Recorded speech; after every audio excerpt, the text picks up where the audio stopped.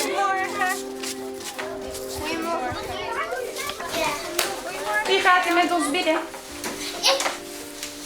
Oeh, ik zie een paar vingers. Andere taal. Luide stem, zodat iedereen het kan horen. Iedereen heeft de eerbiedig en je bidt op je eigen manier. Bismillahirrahmanirrahim, Rahman Malik Yawm Din, Iyyaka na'budu wa iyyaka nasta'in, ihdinas siratal mustaqim, siratal ladzina an'amta 'alaihim ghayril maghdubi 'alaihim waladdallin. Amin.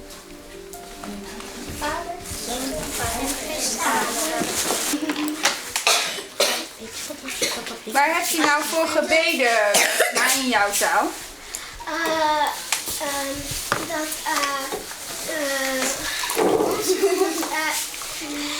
Ons helpt en ons niet in de steek. En wie is jouw God dan? Allah. Allah. Wie heeft voor iets anders gebeden? Mijn is Jehovah. Wat heb je gebeden? Wat zei je of wat dacht je? Toen je aan het bidden was? Dat Jezus altijd bij me zal zijn.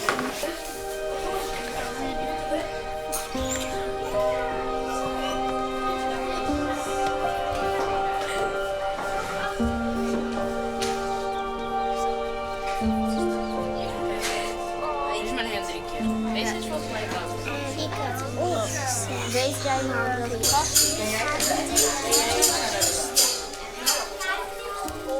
Wij zijn een katholieke Daltonschool en wij zitten in het centrum van Heerenveen. Wij hebben onze kinderen eigenlijk uit heel Heerenveen. Vanwege het feit dat wij de kinderen graag op willen voeden tot wereldburger. En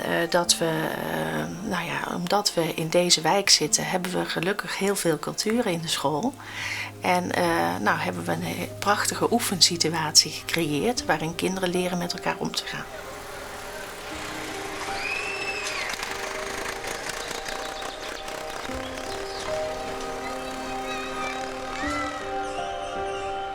Het is van oudsher een oude arbeiderswijk. Dus dat trekt mensen aan die het niet makkelijk hebben? Ja, dat klopt. Het zijn kleine woningen.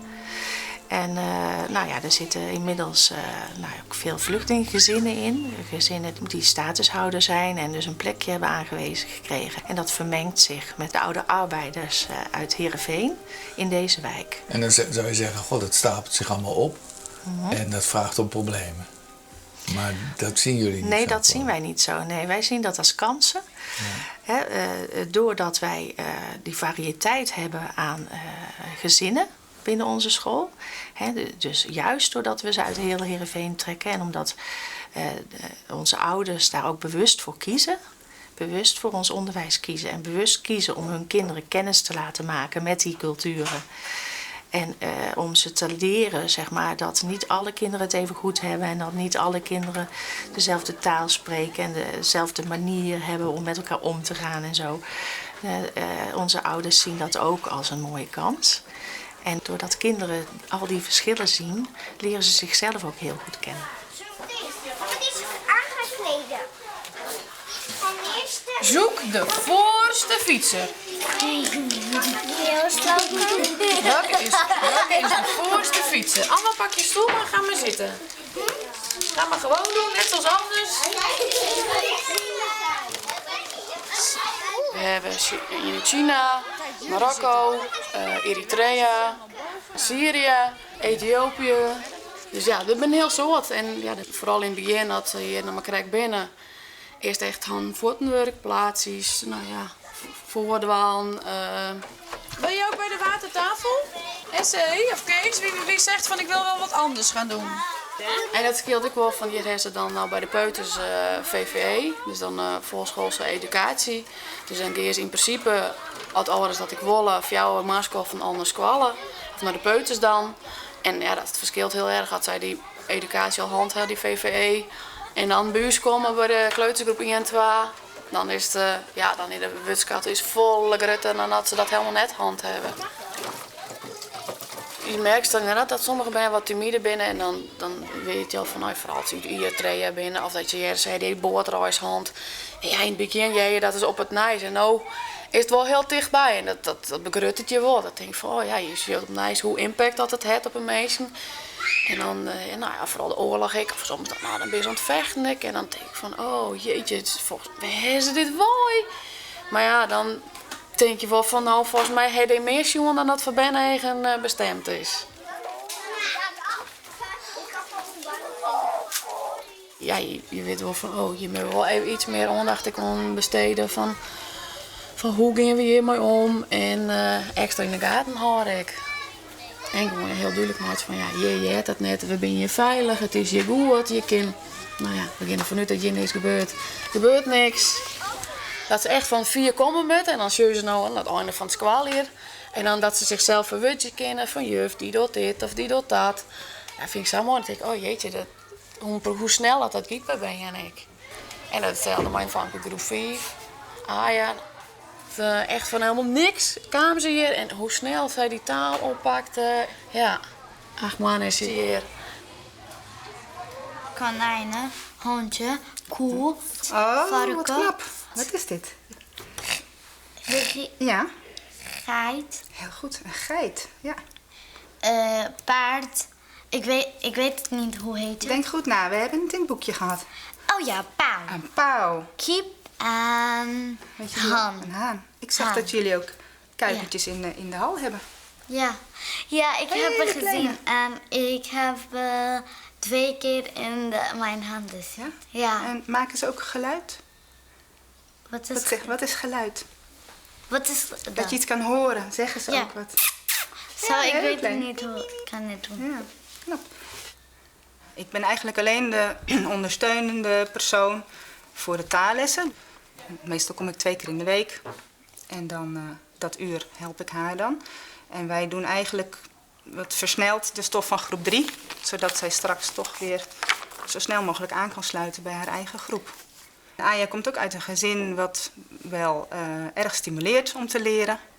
Haar ouders zijn ook hoog opgeleid, spreken heel goed Engels. Dus zij wil ook graag. En ze zegt met rekenen dat het hier heel makkelijk is. Dat heeft ze al lang gehad. En ja, dus ik denk dat dat niveau qua rekenen daar wel wat hoger ligt op school. Maar ik zei, dat geeft niet. Als je rekenen hier heel makkelijk vindt, dan kan je mooi richten op de Nederlandse taal.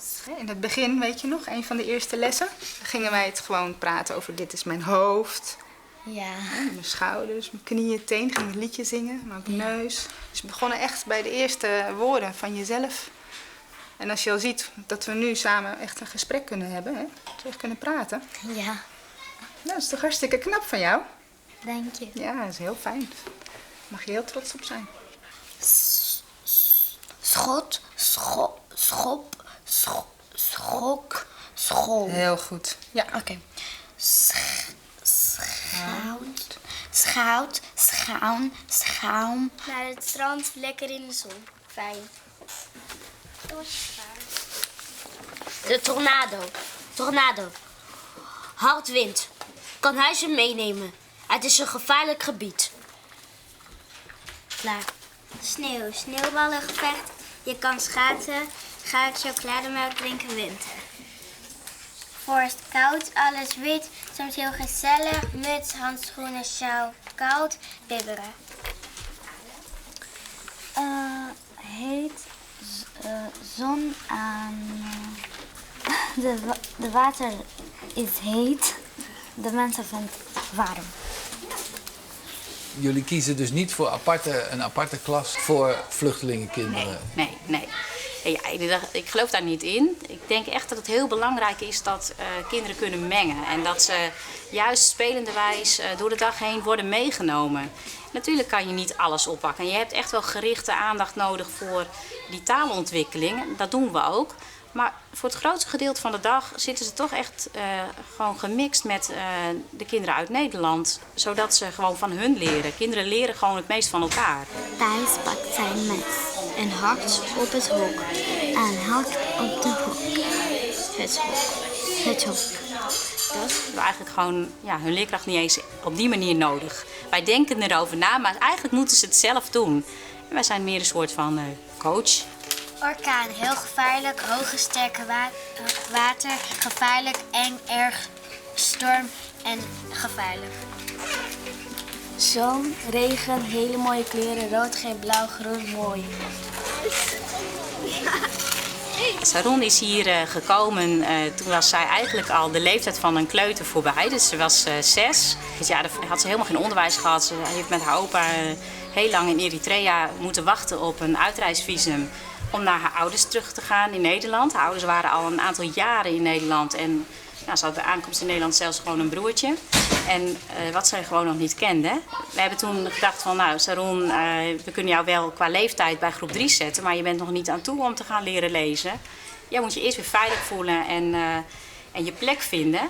En we hebben toen gekozen voor haar om haar in groep 1-2 te plaatsen. Omdat je daar van nature al veel meer hebt dat kinderen in hoeken spelen. En ook juist die interactie tussen kinderen, daar leren kinderen gewoon heel veel van.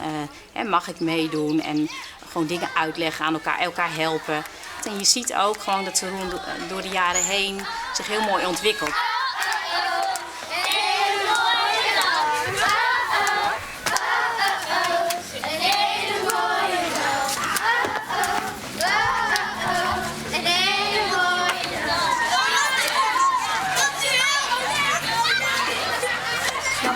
Hey, dit is een woord, jullie, en die betekent eigenlijk 2 dingen. Wie kent er nog zo'n woord die 2 verschillende dingen betekent? Wie weet er nog één? Nog een woord die 2 dingen betekent. Evelien. Mei. Jij hoort bij mei en het is de maand mei. Ja, en dan is het mei met de kippen-ei en mei met de ijsko-ei. Ieder kind zit in zijn kracht, wordt ook op die kracht aangesproken. Daar zijn we wel altijd naar op zoek. Hoe krijg je dat voor elkaar?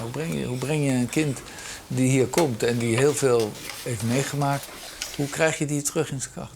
Nou, ik denk dat het begint met echt kijken naar het kind. Wat geeft het kind zelf aan? Dat kunnen ze vaak heel goed. Wat vindt het kind prettig? Wat heeft het kind nodig?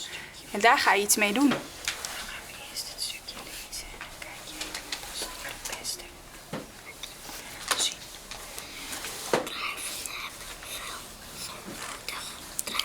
En samen kom je erachter hoe je dat kind dan het beste kunt begeleiden. Op heel veel manieren kan een kind iets nodig hebben. Of ergens baat bij hebben. De ene kan bijvoorbeeld goed leren door te bewegen. Leren door te doen. Of juist veel theoretischer. Lezen en dan leren. En er zijn zoveel verschillende manieren die kinderen hebben om te leren. En daar ga je samen met het kind naar op zoek. Dus je past niet één methode toe? Nee, geen kind is gelijk. Dus de methode voor ieder kind is anders. Dus dat is voor jou als leerkracht best ingewikkeld?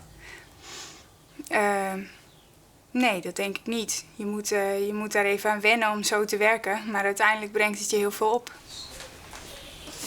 1, 2... Want als je het niet zou doen en iedereen met de meute mee op dezelfde manier laat leren, dan zijn er een heleboel kinderen die daar geen baat bij hebben. En door het op hun eigen manier te laten doen, leren ze vanzelf. 16. Oh, 16! 10 uur. Dat betekent dat wij zonder de vloer aan te raken heel voorzichtig naar buiten gaan.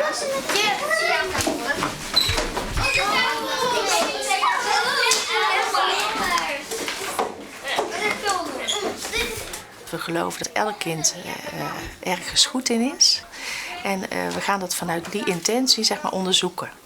Van, je leert jezelf kennen door de onderlinge verschillen, maar ook je leert jezelf ook kennen door te gaan kijken van, ben ik mensenknap of ben ik rekenknap of waar ben ik goed in? En dan proberen we op die manier de kinderen in hun kracht te krijgen. Hebben ze ook in Hongarije dit? Ja. Wat is dit? Meloen? Meloen, ja. Geen. Voel eens, hoe zwaar zou deze meloen zijn? 200 gram. 200 gram, denk je. 953 gram.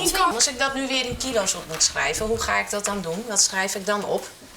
Maar wat net, zeg jij het eens. 168 gram schrijven we op als 0,168 kilogram. Hoe zou ik dit dan op moeten schrijven? 0,953 kilogram. Heel goed. Jij stak je vinger niet op, want je dacht, kan ik dit wel? Maar ik zag wel dat je het wel wist. Oké. Ja. Oké, het is 2 vierde en 4 achtste. 2 vierde en 2 En Het vertrouwen, je veilig voelen, ja, daar begint alles bij. Alleen nog het matje wel slagje. Daarom hebben we hier regelmatig Ben die van Oorderskwallen oud komen en die bij u komen. En dan hopen wij dat ze dat vertrouwen weer krijgen. Onze ziet-instromers. Zo. Gaat goed. Er is weer volop zon. Ruben, die had zelfs 2 squallen voor uw hand. Dat jonkje ziet net goed in zijn vel. En daardoor ging het net goed op zijn eerste squallen. En het is ook een mansje waar een verhaal achter zit. Maar als Ben dingen net kennen, dan moet je ze het juist leren. En net zeggen ze van, dan is het moeilijk om een oren band te watsen. Nou jongen, dan mag je in de pauze maar binnen blowen. Want hoe moet je het dan leren? Die jongen die moet het juist oefenen, die moet het trainen, die moet juist naar boeten, die moet juist samenwerken. Ja, en soms gaat het mis en soms gaat het goed. Want bij jongeren ben koeder het. Daar koe er heel goed mee omgaan. En wat is dit? Deze? Aardappels? Wie zei dat? Ik. Goed zo. Goed zo verder. Dus we gaan langzaam een stapje verder. Als het maar iets kist, dan kist het vast ik maar grut. En dat jouw vertrouwen. Zijn jullie allemaal sterk? Ja? Heel sterk? Ja? Weten jullie wat onkruid is? Ja? Wow. Heel veel onkruid. Waarom ging je bij de andere school weg? Nou, dat was een speciaal onderwijs en ik vond het niet leuk. Er waren allemaal andere kinderen die waren heel druk. En heel agressief en er was elke dag al ruzie en zo. En dat vond ik helemaal niks aan. Dus ik wou daar ook zo snel mogelijk weer weg. Doe je goed hoor, jongens. En meisjes. En de meisjes kan natuurlijk. dit. Want daar voel ik me echt niet veilig. Die andere school. Nee, hier was het heel fijn. Heel leuk is het ook hier. Veel vrienden. Ja, hier kijk, een hele grote. Kunnen jullie dat wel met z'n tweeën? Mij lukt het niet. Mij lukt het zo. Ik vind het wel leuk om met kleine kinderen iets te doen. En ja, nou, kleine kinderen vinden mij helemaal te gek. Dus ja, dat vind ik ook wel een leuk gevoel dat zij mij heel erg leuk vinden. Zo, dan is het goed, hè? Dan is het goed. Je houdt van honden, hè? Ja. Ja. Kan niet goed. staan. Ja, dat Ziet is het, wel. het is heel leuk. Gaat zitten, dat is goed. Nou, we Hoe gaan heet naar de ze kant. ook? Senna. Zet daar af. Is goed. Kom je? Ik had ook verteld, we wonen op een boerderij. Vind je het leuk om een keer te zien? Nou, dat vond ze wel heel leuk. Dus dat wordt op deze school ook wel regelmatig gedaan. Dat je buiten de school leerdoelen zoekt en met ze op pad gaat. En ook de woordenschat uitbreiden. En, ja, het is vaak werkt het veel beter als ze het ook zien en voelen. En niet alleen uit een boekje leren. Nee, kippen. Kijk daar. Ja, kom je. Eten. Eten nou. Zou jij wel op een boerderij willen wonen? Ja, Ja, waarom? want dat is heel leuk. Heb je heel koeien. Veel koeien. Ja, Maar het is ook heel rustig, hè, om te wonen. Want hoe was dat in Aleppo? Had jij het heel druk, hè? ja. Een hele drukke stad. Ja. Ja. Aleppo is echt heel gevaarlijk. En ik woon in een straat, dat is echt heel gevaarlijk. Dit was het in Sahara. Dit was het echt heel gevaarlijk straat. En Ja. wat is gevaarlijk? Ik kan wel zien mensen hoe doden.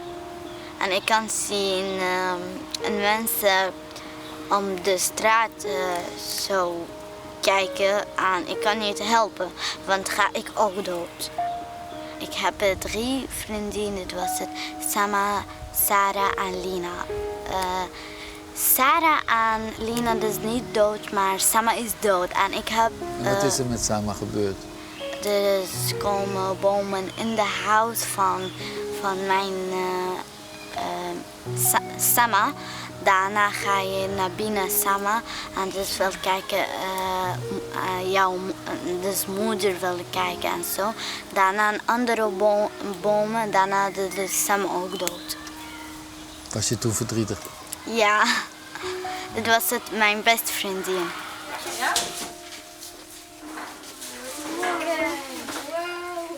Is dat voor vanavond? Ja.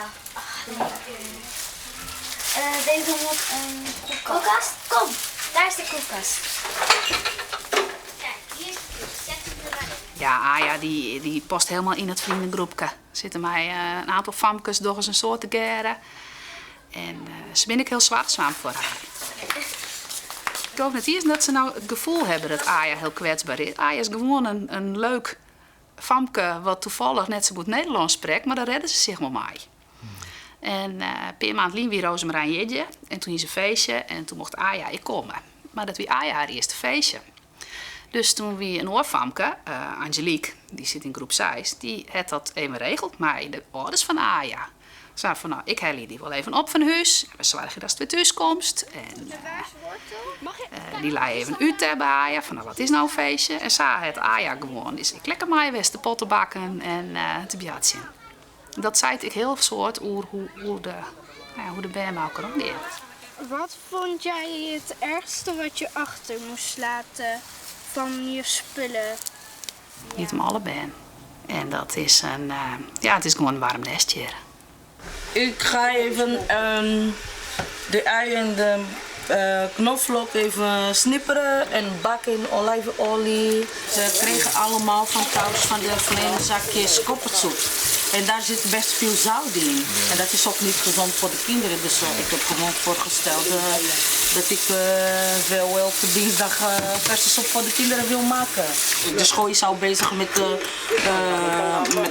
een gezonde school van te maken. Dus ik dacht, waarom niet dan een verse soep. En hoe gaat het met jullie kinderen op school hier? Oh, het gaat dus. Ja, heel goed. Geweldig. De leermethode van mijn land is veel anders dan Nederland. Bijvoorbeeld bij plusrekening, daar gebruiken we stenen erbij tot misschien wel de 4e, 5e groep. Ja. Met stenen leren. Ja, met stenen leren. En dan hier is het wel anders. Kinderen moeten gelijk uit hun hoofd te rekenen.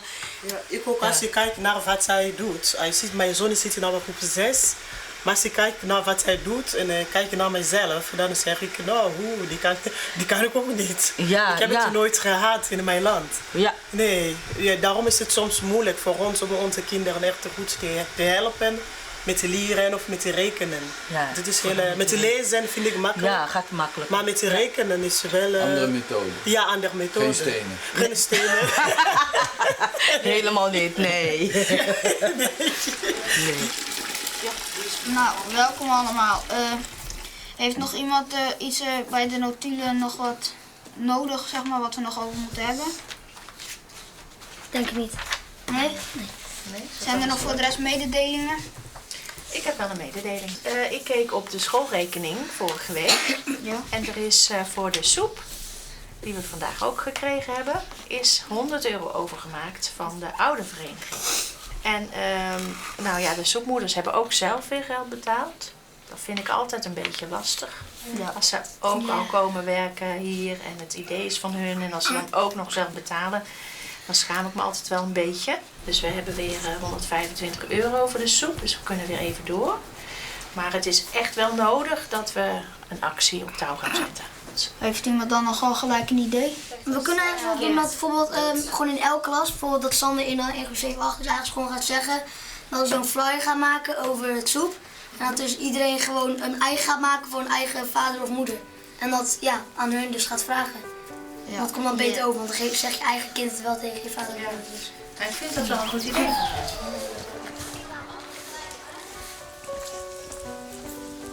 Dit gedeelte hebben we speciaal gebouwd om als wijkcentrum te gaan fungeren. We hebben een aantal jaren geleden heel sterk de behoefte gevoeld van, we kunnen ons aanbod uitbreiden voor de kinderen, maar we hadden ook heel sterk de behoefte om echt in de wijk een plek te krijgen en om ook de ouders te betrekken bij het onderwijs. Hier is 1 keer in de week koffieochtend bijvoorbeeld voor alle ouders en daar ontmoeten ze elkaar. Want we moeten het samen doen. We proberen gezamenlijk de kinderen op te voeden. En daarvoor hebben we natuurlijk heel hard de ouders nodig. En ouders die komen natuurlijk heel makkelijk de drempel over bij een school. Dus als er een hulpvraag is of iets dergelijks, ze kunnen een brief niet lezen of ze weten niet waar ze terecht kunnen voor de logopedie bijvoorbeeld, of ze hebben vragen over opvoeding, dan is het mooiste als wij dat in de school kunnen bieden, omdat ze die gang toch al elke dag maken. Er is heel veel keuze in Heerenveen, je kunt naar heel veel verschillende scholen. Maar de Sint-Jozefschool is echt wel een pareltje in alles wat wij hier hebben. Dat wou ik nog even zeggen.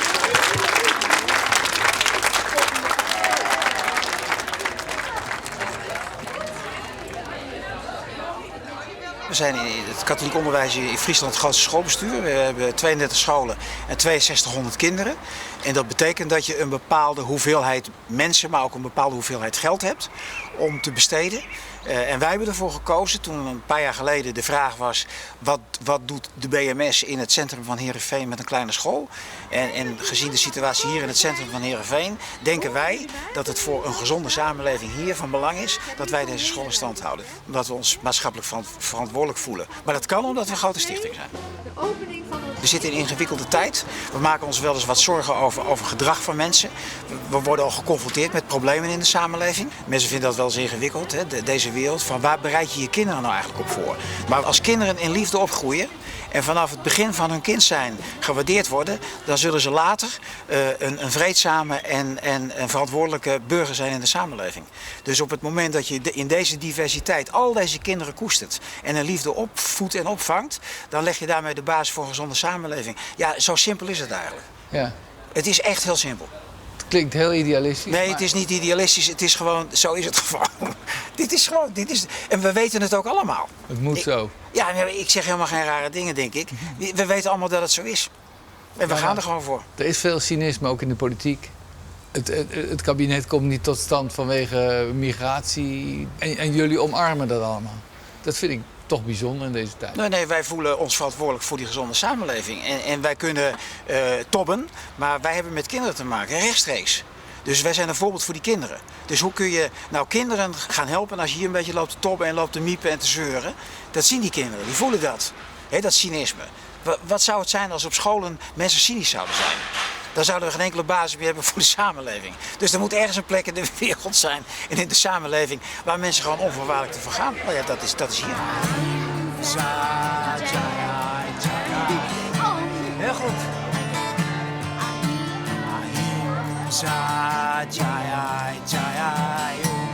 Zing je ook mee? Over vrede. Dat er vrede is in de wereld. En nergens meer ruzie en geen oorlog meer. Ahimsa Jaya Jaya. Heel goed.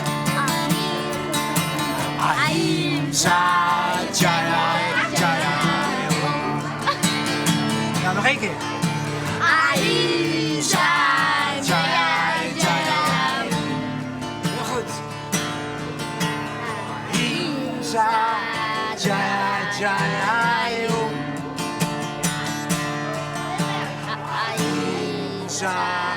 Jaya, Jaya. Heel goed.